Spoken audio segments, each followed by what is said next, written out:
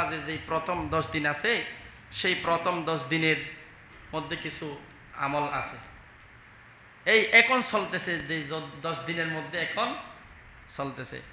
1 নাম্বারের মধ্যে হলো নখ কাটা বন্ধ করা, চুল কাটা, গোঁফ কাটা, ছাটা যেগুলো আছে সেগুলো কি করা, না করা। এগুলো যদি করেন তাহলে অনেক বড় সওয়াব আছে। কারণ এই 10 দিনের মধ্যে আল্লাহ তাআলা অনেক সওয়াব দান করেছে। কারণ আল্লাহ তাআলা বলেন ওয়াল ফাজর ওয়া লায়ালিন আশর, ফজরের কসম খেয়ে বলতেছি এবং 10 রাতের কসম খেয়ে বলতেছি, 10 রাতটা কিন্তু এই যে 10টি যে রাত চলতেছে এই 10টি রাতের কথা বলছে। দ্বিতীয় নম্বর হলো রোজা রাখা। 10 দিন পর্যন্ত 9 দিন পর্যন্ত আমরা যদি পারি তাহলে রোজা রাখবো।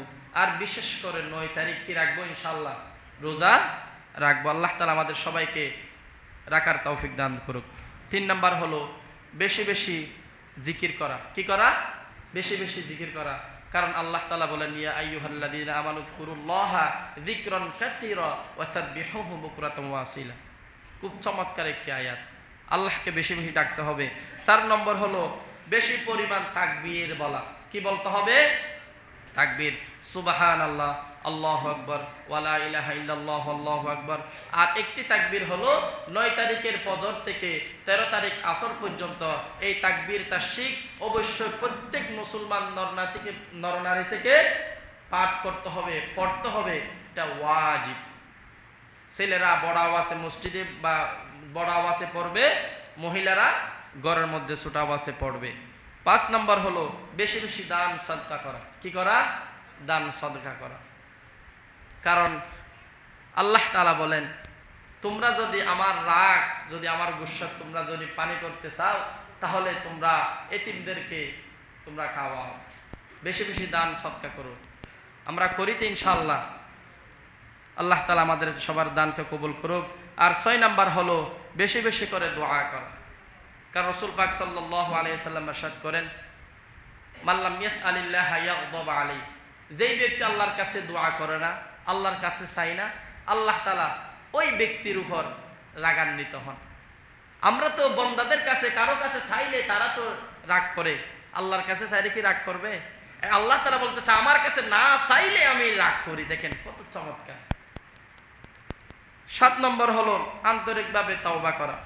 আন্তরিকভাবে এই 10 দিন রমজানের, সারা বছরের মধ্যে রমজানের পরে সর্বোত্তম দিন হলো এই 10 দিন। এই 10 দিনের মধ্যে আমরা অবশ্যই তওবা করব। কারণ আল্লাহ তাআলা বলেন ইন্নাল্লাহা ইউহিব্বুত তাওয়াবিনা ওয়া ইউহিব্বুল মুতাতাহহিরিন। ইন্নাল্লাহা ইউহিব্বুত তাওয়াবিনা, আমি তাওবাকারীদেরকে পছন্দ করি, মহব্বত করি, ভালোবাসি এবং পবিত্রকারীদেরকে। কারণ আমাদের সব সময় কি তাওবা করতে হবে। কারণ আমরা তো সবাই জানি এই যে মোবাইল অ্যান্ড্রয়েডে যারা ইউজ করি তাদের যে সফটওয়্যার থাকে, সফটওয়্যার কিন্তু সব সময় আপডেটের মধ্যে থাকে। কিসের মধ্যে থাকে? আপডেট করতে হয়।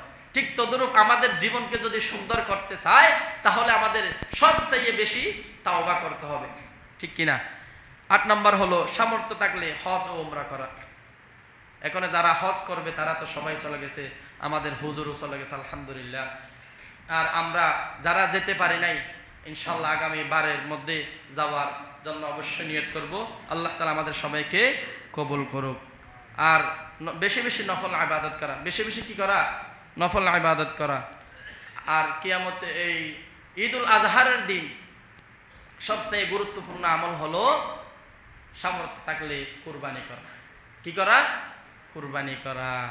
রাসূল আকরাম সাল্লাল্লাহু আলাইহি সাল্লাম ইরশাদ করেন যদি সামর্থ্য থাকার সত্ত্বেও যেই ব্যক্তি কুরবানি করে নাই সেই যেন আমার ঈদগাহ মাঠে না আসে। নাউযুবিল্লাহ। দেখেন কত কথা বললো।